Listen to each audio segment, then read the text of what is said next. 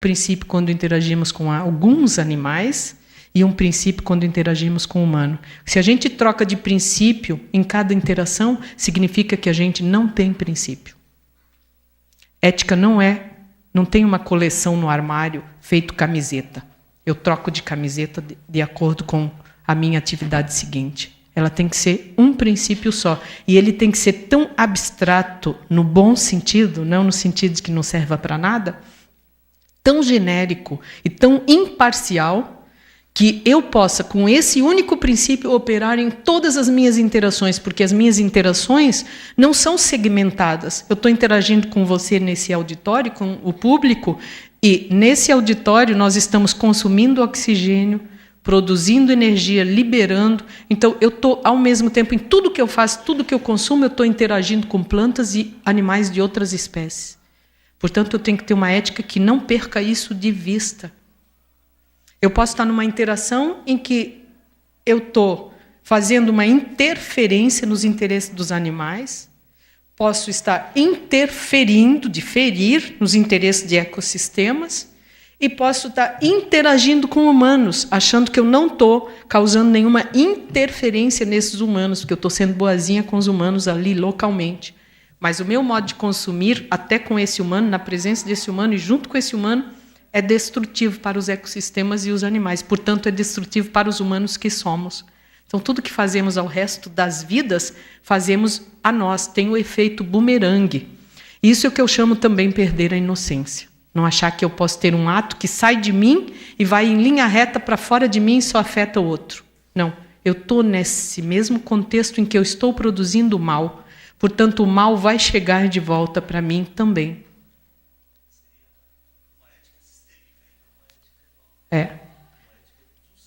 Isso. Isso. Há um humano mudando sua concepção do lugar dele nesse sistema completo da vida. Ele tem que sair desse pedestal, ele tem que ser deslocado. E deslocar não é gratuito, causa sofrimento. Portanto, ser ético vai implicar um desconforto para os humanos. Porque a gente está muito instalado nessa ética tradicional. Então, vai implicar um pouco de trabalho, sim. Não vai ser prazeroso, pelo menos não no início, não imediatamente prazeroso. A doutora Vanilda, quem quer uma pergunta? Na verdade, não é uma pergunta. Doutora Sônia, aqui. Eu queria aproveitar, né, e pedir licença para a senhora para fazer uma colocação, para lançar uma reflexão, na verdade. Eu sou veterinária e, na minha rotina, eu trabalho com clínica e cirurgia de pequenos animais, cães e gatos, de modo específico, e eu tenho vivenciado, há 27 anos, a questão da... Nós trabalhamos com nutrição animal. Então, desde que a indústria da alimentação animal chegou no Brasil, né, seguindo uma tendência dos países estrangeiros, que já tem há muitos anos, nós temos vivenciado um drama no sentido que tange a alimentação dos nossos chamados animais de companhia, né? Questionamentos à parte, porque são de companhia ou não, domésticos ou não. A questão é que nós temos muitos gatos e cães em nossa companhia. E eu tenho vivenciado assim que os animais, eles coitadinhos, estão sujeitos a uma alimentação imposta, uma alimentação rotineira, né, que é a chamada alimentação industrial, a ração, e as pessoas realmente parece que sofreram uma lavagem cerebral. Elas não questionam, elas aceitam passivamente a informação que recebem que tem que dar ração para os animais. E eu sempre questiono isso diariamente e digo, e antes de existirem fábricas de ração, não existiam animais? Os bichos comiam o quê? Ar? Ou eles eram inchados, né?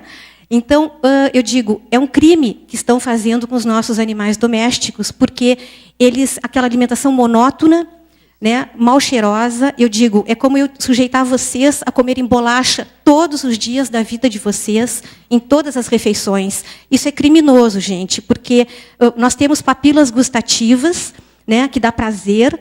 Então, é que está na frente, Conceição, é por isso.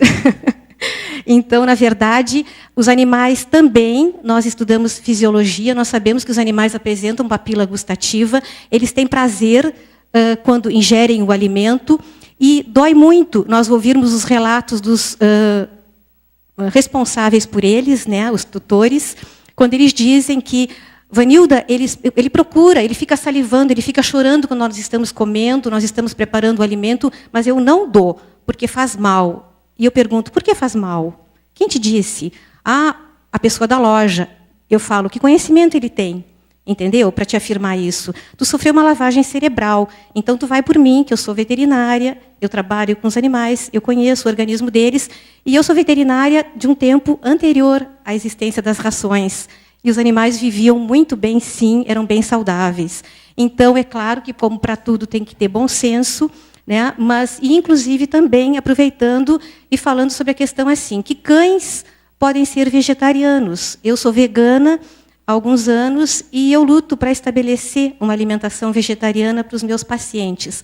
Gatos, nós ainda, apesar do Gary Francione ter feito uma teleconferência do Congresso Mundial na Bahia, que eu participei, defendendo o veganismo também em felinos, eu confesso para a senhora que eu ainda fico um pouco receosa de estabelecer uma alimentação para felinos, porque eles têm particularidades fisiológicas.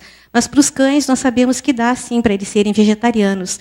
Então, eu queria levantar esse questionamento, que as pessoas desafiem essas informações que recebem, que não sejam, como eu digo, assim, sabe, ovelhinhas conduzidas, que elas questionem, mesmo porque o alimento industrial ele vem cheio de usantes, como eu chamo, são os corantes, os acidulantes, os conservantes, todos os antes, né?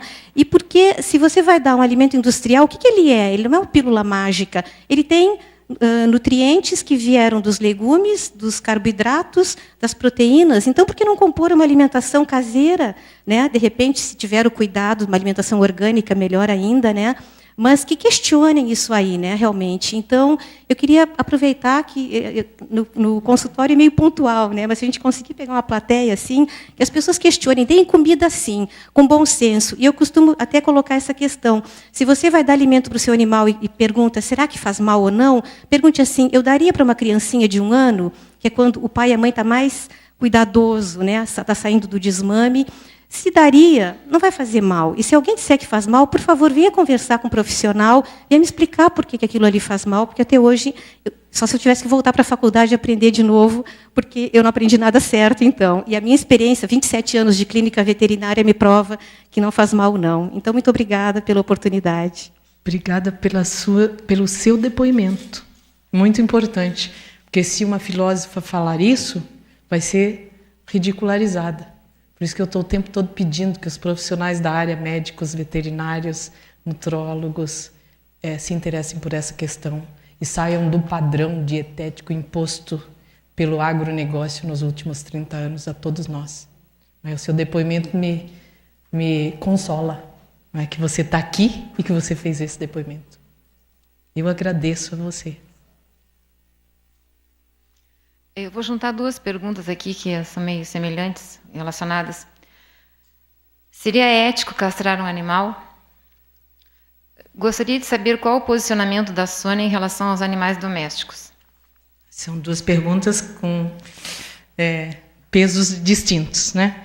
Com relação ao ético castrar um animal, a castração hoje ela se tornou um meio, não é, usado na tentativa desesperada dos pouquíssimos humanos que protegem os animais, especialmente nos centros urbanos, de conter a desgraça na qual se torna a vida de um animal que é levado ao nascimento sem ter nenhuma acolhida em volta dele para a sua vida.